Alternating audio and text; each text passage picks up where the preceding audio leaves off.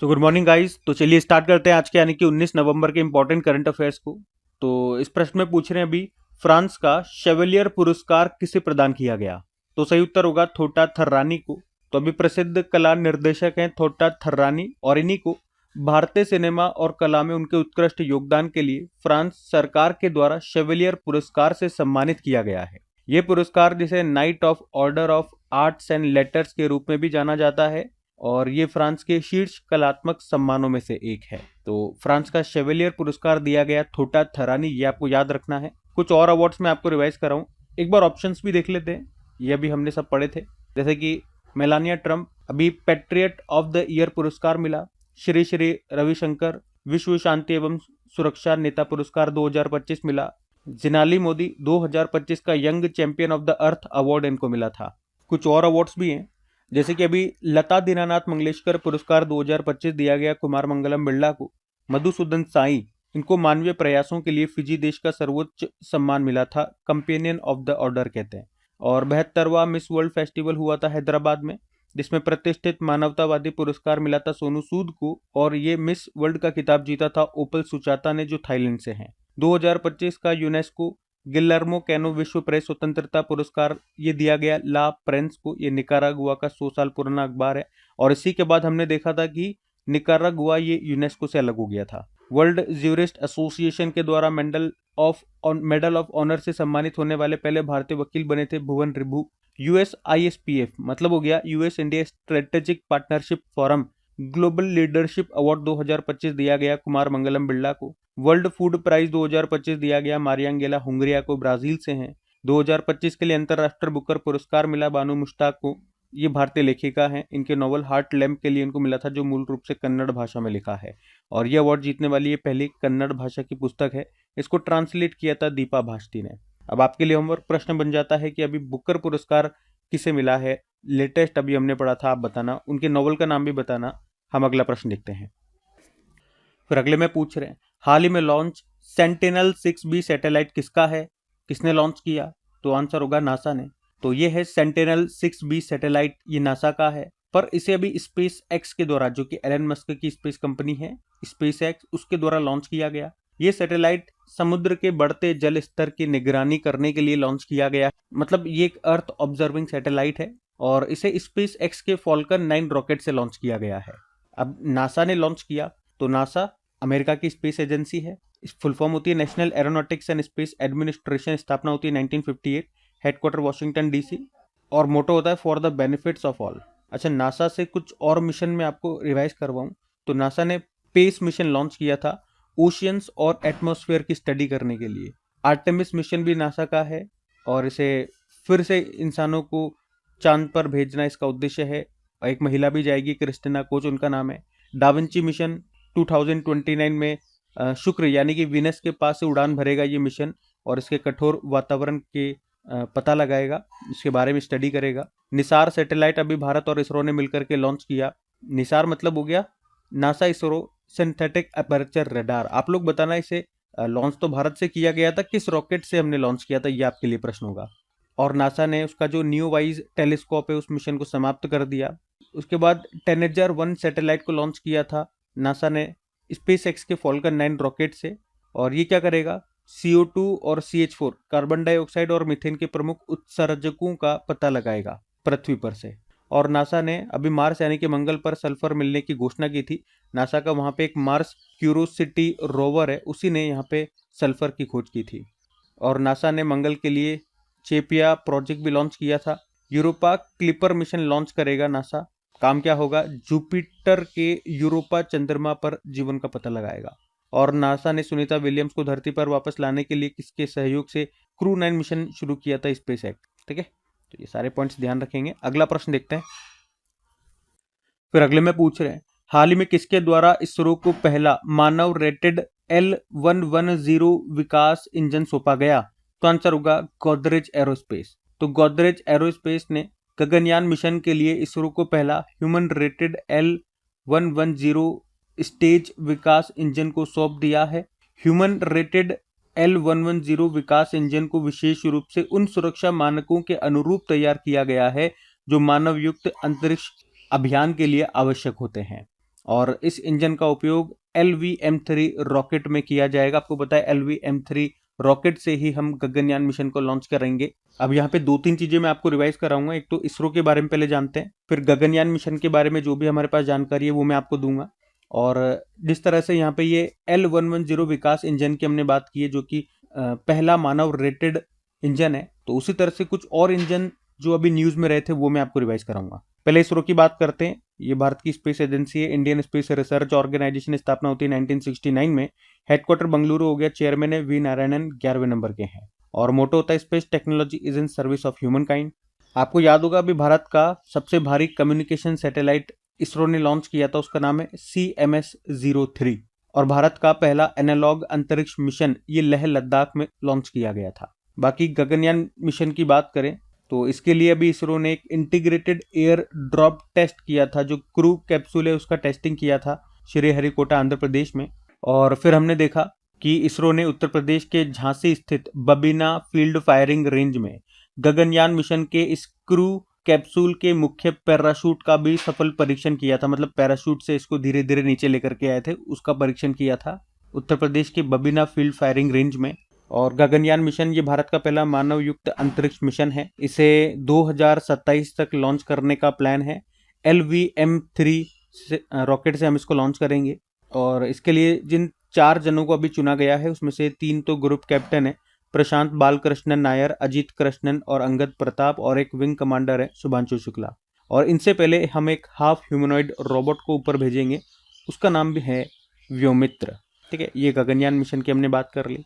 अब कुछ इंजन्स जो न्यूज में रहे थे वो भी देखो। अगर पूछे भारत का पहला निजी तौर पर विकसित पूर्ण क्रायोजेनिक इंजन का नाम क्या है, तो धवन 1 है। इसको स्काई रूट एरोस्पेस कंपनी ने बनाया, जो कि हैदराबाद की कंपनी है। दुनिया का पहला 3D प्रिंटेड अंतरिक्ष रॉकेट इंजन का नाम है अग्निबाण, और इसको बनाया है अग्निकुल कॉस्मोस कंपनी ने, चेन्नई की है। भारत का पहला रॉकेट इंजन कारखाना कहां पर खोला गया है, चेन्नई में ही, इसको भी अग्निकुल कॉस्मोस कंपनी ने ही खोला है। ठीक है, तो ये सब बातें ध्यान में रखना। अगला प्रश्न देखते हैं। फिर अगले में पूछ रहे हैं, हाल ही में 100% साइबर धोखाधड़ी प्रतिक्रिया प्रणाली वाला भारत का पहला राज्य कौन सा बन गया है, तो आंसर होगा गोवा। तो गोवा सरकार धोखाधड़ी के मामलों पर 100% प्रतिक्रिया दर हासिल करने वाला भारत का पहला राज्य बन गया है। अभी राज्य के क्लाउड आधारित 1930 साइबर फ्रॉड कॉल सेंटर ने इस उपलब्धि को संभव बनाया है, जिससे सभी साइबर धोखाधड़ी कॉलों पर त्वरित और पूरी प्रतिक्रिया दी जा रही है। मतलब इस प्रणाली, इस सिस्टम से ऑनलाइन वित्तीय धोखाधड़ी की शिकायतों को दर्ज करने की जो प्रक्रिया है वो तेज हो गई है, सुलभ और प्रभावी बन गई है। इसीलिए बोला गया कि 100% साइबर धोखाधड़ी प्रतिक्रिया प्रणाली वाला भारत का पहला राज्य कौन सा बन गया, तो आंसर होगा गोवा। अब बात गोवा की है तो ये रहा मैप में गोवा। कैपिटल पणजी हो गई, जो कि मंडवी नदी के किनारे है। मुख्यमंत्री है प्रमोद सावंत, गवर्नर है अशोक गजपति राजू। गोवा मुक्ति दिवस लिबरेशन डे होता है 19 दिसंबर को। और कुछ और प्रश्न देखें यहाँ से, तो पुरानी भारतीय समुद्री निर्माण तकनीक से निर्मित सिला हुआ जहाज कहाँ पर लॉन्च हुआ, गोवा में। 5वां आसियान भारत युवा सम्मेलन हुआ गोवा में। पूर्ण कार्यात्मक साक्षरता का दर्जा हासिल करने वाला भारत का दूसरा राज्य बना था गोवा, पहला मिजोरम है। गोवा के ओजो फैनी को GI टैग दिया गया था। राजभवन अन्न धन योजना यहाँ शुरू हुई। भारत की पहली RO फेरी सेवा कहाँ शुरू हुई थी, गोवा में। और फिडे चेस वर्ल्ड कप का जो आयोजन है अभी गोवा में किया जा रहा है, मतलब भारत में हो रहा है। भारत में भी कहाँ पे, गोवा में। और याद रखना ये जो ट्रॉफी है इसके लिए उसका नाम विश्वनाथन आनंद जी के नाम पे रखा गया है, इस ट्रॉफी का नाम। ये तो हमने पढ़ लिया आसियान वाला। और अभी जो 10वां आयुर्वेद दिवस का आयोजन हुआ था उसकी मेजबानी गोवा ने की थी। थीम क्या थी, जन पृथ्वी के लिए आयुर्वेद। और मनाया कब गया ये दिवस, जरूर याद रखना, डेट 23 सितंबर को मना रहे हैं आपसे हम। और महाजय घर योजना यहाँ पे शुरू हुई थी। तीसरा इंटरनेशनल पर्पल फेस्टिवल भी हुआ था गोवा में ही। इसके अलावा भारत का पहला एकीकृत न्यूरो पुनर्वास केंद्र भी आपको मिलेगा गोवा में। और देश का पहला रेबीज मुक्त राज्य भी ये बना था गोवा। ठीक है, तो सब बातें ध्यान में रखें आप। अगला प्रश्न देखते हैं। फिर अगले में पूछ रहे हैं, हाल ही में किस शहर में 44वां भारत अंतर्राष्ट्रीय व्यापार मेला शुरू किया गया, तो आंसर होगा नई दिल्ली। भारत अंतर्राष्ट्रीय व्यापार मेला की हम बात कर रहे हैं 2025 में, ये इसका 44वां एडिशन है। 14 नवंबर को शुरू हो गया है, 27 नवंबर तक चलेगा। कहाँ पर, नई दिल्ली के भारत मंडपम में। थीम भी है एक भारत श्रेष्ठ भारत। इसमें जो साझेदार राज्य हैं इसके लिए, जो पार्टनर स्टेट हैं, वो कौन कौन है, राजस्थान, उत्तर प्रदेश, बिहार, महाराष्ट्र। और जो स्पेशल स्टेट है, विशेष राज्य, वो है झारखंड। इसके अलावा अंतर्राष्ट्रीय भागीदार में बात करेंगे, जो अंतर्राष्ट्रीय भागीदार देश हैं वो चाइना हो गया, ईरान है, साउथ कोरिया है, इजिप्ट है, यूएई है, मतलब इस तरह से टोटल 12 देश हैं। तो ये है 44वां भारत अंतर्राष्ट्रीय व्यापार मेला, जो कहाँ हुआ, नई दिल्ली में। कुछ और मेले इसी तरह से मैं आपको रिवाइज करवाता हूँ। जैसे अंतर्राष्ट्रीय सूरजकुंड मेले की बात करेंगे, इसका आयोजन होता है हरियाणा के फरीदाबाद में। सरस मेला जम्मू कश्मीर में, गंगा सागर मेला पश्चिम बंगाल, माघी मेला पंजाब, माघ मेला प्रयागराज, झिंगा मेला पंजाब, लक्की मेला राजस्थान सीकर, गोल मेला जगन्नाथ मंदिर उधमपुर जम्मू कश्मीर, श्रावणी मेला देवघर झारखंड, हेमिस गोम्पा मेला लद्दाख, अंबुबाची मेला असम में, मेदराम जात्रा मेला तेलंगाना में, और ये कुंभ के बाद दूसरा सबसे बड़ा मेला है। कुंभ मेला 4 स्थानों पर लगता है, हरिद्वार, प्रयागराज, उज्जैन, नासिक। पुष्कर मेला राजस्थान, नौचंडी मेला मेरठ, सोनपुरी मवेशी मेला बिहार, परशुराम कुंड मेला अरुणाचल प्रदेश, पूसा कृषि विज्ञान मेला 2025 ये लगा था नई दिल्ली में, माधवपुर मेला गुजरात, 27वां सरस आजीविका मेला ये भी लगा था नई दिल्ली में। ठीक है, तो ये सब ध्यान में रखना। अगला प्रश्न देखते हैं। फिर अगले में पूछ रहे हैं, अभी हाल ही में भारत सरकार ने किस देश के साथ अब तक का पहला बड़ा एलपीजी आयात समझौता किया? तो आंसर होगा अमेरिका के साथ। तो अभी भारत सरकार ने अमेरिका के साथ पहली बार एलपीजी आयात का ऐतिहासिक समझौता किया है, और इस समझौते में जो भारतीय तेल कंपनियां हैं वो 2026 में, यानी कि अगले साल, 1 साल के लिए अमेरिका से 2.2 मिलियन टन एलपीजी लेकर के आएंगी, जो कि भारत के वार्षिक आयात का 10% होगा। भारत एक साल में जितना भी इंपोर्ट करता है उसका 10% होगा ये। और ये घोषणा की है अभी हमारे जो पेट्रोलियम व प्राकृतिक गैस मंत्री हैं हरदीप सिंह पुरी ने। और ये घोषणा ऐसे समय में की गई है जब भारत को अमेरिका में निर्यात पर 50% टैरिफ का सामना करना पड़ रहा है, जिसमें रूसी तेल खरीदने पर 25% जुर्माना भी शामिल है। अच्छा, कौन कौन सी भारतीय कंपनियां तेल लेकर के आएंगी, इनकी बात करें, मतलब ये एलपीजी लेकर के आएंगी, तो इंडियन ऑयल, बीपीसीएल और एचपीसीएल। आपको बताया दुनिया में सर्वाधिक एलपीजी निर्यातक देश कौन सा है? वो अमेरिका ही है। लेकिन गैस के सर्वाधिक भंडार किस देश के पास है? तो रशिया आंसर होगा। एलपीजी मतलब होता है लिक्विफाइड पेट्रोलियम गैस, प्रोपेन और ब्यूटेन का मिक्सचर होता है। लेकिन एक प्रश्न एग्जाम में कई बार आता है कि इसमें जो जब एलपीजी हमारे घर में किचन में रखी हुई है, लीक होती है तो स्मेल आती है ना, वो स्मेल के लिए इसमें क्या मिलाया जाता है? प्राकृतिक में कोई स्मेल नहीं रहती है, स्मेल के लिए मिलाया जाता है ताकि हमें पता लग जाए कि भाई कहीं से गैस लीक हो रही है। तो वही पूछ रहा हूँ कि उस जो गंध आ रही है, जो स्मेल आ रही है, उसके लिए हम क्या मिला रहे हैं, ये आपको बताना है। मैंने आपको कई बार बताया भी है। बाकी चलो, जब तक अमेरिका घुमा के लाता हूँ आपको। ये रहा मैप में अमेरिका। कैपिटल वॉशिंगटन डीसी हो गई, प्रेसिडेंट है डोनाल्ड ट्रंप, और इनकी पार्टी का नाम है रिपब्लिकन पार्टी। उपराष्ट्रपति हैं जेडी वेंस। कुछ प्रश्न देखें अगर करंट अफेयर्स के अमेरिका से, तो अभी चौथा टाइगर ट्रैम्प एक्सरसाइज हुआ था 2025 में ही भारत अमेरिका के बीच में, आंध्र प्रदेश के विशाखापत्तनम और बंगाल की खाड़ी में। और रोमन कैथोलिक चर्च के पॉप बने थे रॉबर्ट फ्रांसिस, इस पद पर आने वाले पहले अमेरिकी हैं। और अमेरिकी राष्ट्रपति डोनाल्ड ट्रंप ने द्वितीय विश्व युद्ध की याद में किस दिन को विजय दिवस घोषित किया? 8 मई को। गोल्डन डोम मिसाइल रक्षा कवच योजना की घोषणा की थी डोनाल्ड ट्रंप ने ही। अमेरिकन म्यूजिक अवार्ड पाने वाली भारतीय मूल की पहली संगीतकार बनी थी राजा कुमारी। टाइगर क्लू अभ्यास पहली बार हुआ था, वायुसैन्य अभ्यास है भारत अमेरिका के बीच में, उत्तर भारत में हुआ था। एआई डीफेक के विरुद्ध टेक इट डाउन एक्ट किसने पारित किया? अमेरिका। गोल्डन डोम ये हो गया। और ऑपरेशन मिडनाइट हैमर, अमेरिका ने ईरान के परमाणु ठिकानों पर हमला किया था इस ऑपरेशन के तहत। और एलन मस्क के द्वारा अमेरिका में स्थापित राजनीतिक पार्टी का नाम है America party. Pan America hockey cup ये हुआ उरुग्वे के मोंटेविडियो में, जिसमें मेंस कैटेगरी और वुमेन्स कैटेगरी दोनों में अर्जेंटीना जीता। किससे हरा करके? अमेरिका को। भारत में अमेरिकी राजदूत एम्बेसडर बने सर्जियो गौर। और अभी 21वां युद्ध अभ्यास हुआ भारत अमेरिका के बीच में, ये हुआ था अलास्का अमेरिका में। उसके अलावा पूर्व अमेरिकी राष्ट्रपति बराक ओबामा ने नेटफ्लिक्स की डॉक्यूमेंट्री अवर ओशंस में नरेटर की भूमिका के लिए लगातार तीसरी बार एमी अवार्ड जीता। उन्होंने तीसरी बार ये अवार्ड जीता था। ठीक है, ये सब प्रश्न है यहाँ से ध्यान में रखना। अगला प्रश्न देखते हैं। फिर अगले में पूछ रहे हैं कि अभी हाल ही में अजय वॉरियर 2025 अभ्यास का आयोजन ये कहां पर किया गया? तो आंसर होगा राजस्थान में। तो एक्सरसाइज का नाम है अजय वॉरियर। अजय वॉरियर सैन्य अभ्यास भारत और ब्रिटेन के बीच में होता है। अभी 17 नवंबर को शुरू हो गया, 30 नवंबर तक चलेगा। इस बार ये इसका 8वां एडिशन है। और कहां पर? राजस्थान के महाजन फील्ड फायरिंग रेंज में। देखो 2011 में ये शुरू हुआ था, उसके बाद हर 2 साल में हो रहा है। और अभी इस बार भारतीय सेना की टीम का नेतृत्व सिख रेजिमेंट के सैनिकों के द्वारा किया जा रहा है। कुछ एक्सरसाइज मैं आपको रिवाइज कराऊंगा, लेकिन पहले मैं आपको ब्रिटेन लेकर के चलता हूँ, यूके चलते हैं। तो ये रहा मैप में यूके। कैपिटल क्या हो गई इसकी? लंदन हो गई। Currency pound sterling. प्रधानमंत्री किर स्टारमर। अच्छा, यहाँ पे इंग्लैंड और यूके के बारे में आपको थोड़ा सा बता दूं, चित्र के माध्यम से बताऊं। देखो देखो, अगर हम बात करेंगे इन चारों देशों को, अगर मिला देंगे, किस किस को? इंग्लैंड को, स्कॉटलैंड को, वेल्स को और नदर्न आइलैंड को, तो इन चारों को मिलाकर के हम बोलते हैं यूके। ये भी थोड़ा सा ध्यान में रखना। कुछ और प्रश्न भी देख लें यहाँ से। तो सुदर्शन पटनायक जी को, जो कि उड़ीसा के प्रसिद्ध रेत कलाकार है, उनको अभी इंग्लैंड में ही फ्रेड डॉरिंगटन पुरस्कार मिला था। ये पुरस्कार जीतने वाले पहले भारतीय बने। 2035 में फीफा वुमेन्स वर्ल्ड कप होगा यूके में। कार्बन को समुद्र से अवशोषित करने वाला प्रोजेक्ट सी क्योर ये शुरू किया इंग्लैंड ने। दुनिया की सबसे उम्रदराज महिला ये बनी थी एथेल कैटरहम, जो ब्रिटेन से हैं। और महिला क्रिकेट में ट्रांसजेंडरों पर किसने प्रतिबंध लगाया था? इंग्लैंड क्रिकेट बोर्ड ने।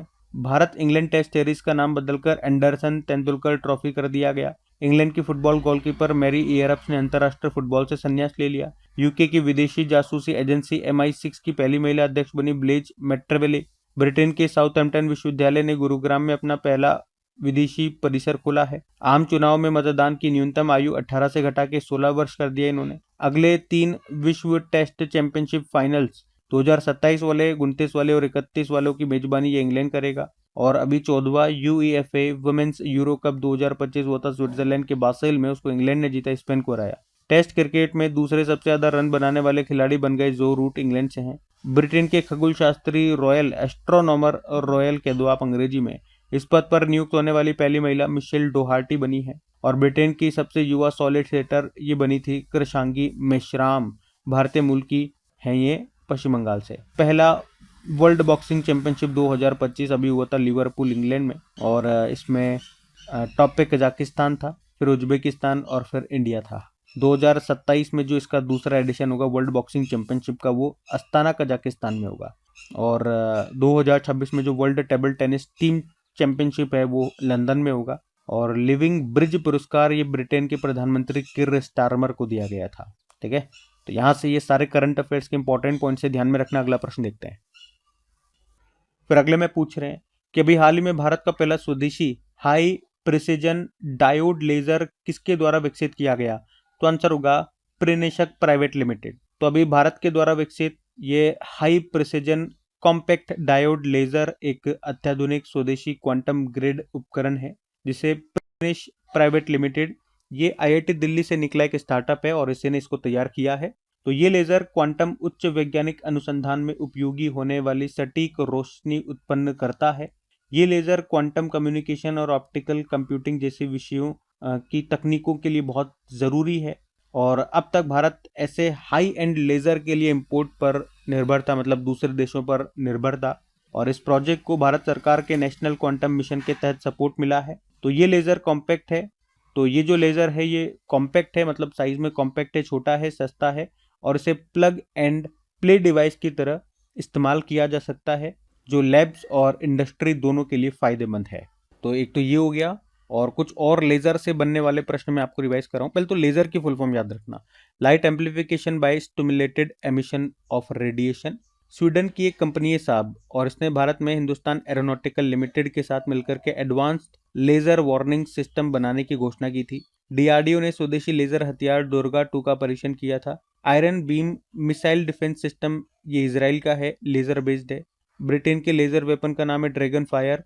हेलियोस लेजर वेपन ये अमेरिका का है। और भारत ने laser directed energy weapon system MKIIA का परीक्षण किया था। ये करने वाला ये चौथा देश बना था। कहाँ पर किया था? आंध्र प्रदेश के कुरनूल में DRDO ने किया था बेसिकली। दुश्मन ड्रोन को लेजर हथियारों से मार गिराने वाला पहला देश बना था इसराइल। तो ये भी ध्यान में रखना। अगला प्रश्न देखते हैं। फिर अगले में पूछ रहे हैं कि हाल ही में किस देश के द्वारा शेख हसीना को फांसी की सजा सुनाई गई है? तो आंसर होगा बांग्लादेश। तो भी बांग्लादेश के इंटरनेशनल क्राइम्स ट्रिब्यूनल ने उन्हें क्राइम्स अगेंस्ट ह्यूमैनिटी, मानवता के खिलाफ अपराध का दोषी पाया है और उन्हें इसके लिए मौत की सजा सुनाई है। क्या क्या उन पे मेन चार्जेस लगाए गए इसकी बात करें तो 2024 के छात्र आंदोलन में हिंसा और बड़े पैमाने पर मौतें हुई। अपोजिशन लीडर्स पर गिरफ्तारी, टॉर्चर और झूठे केसेस के आरोप लगे थे।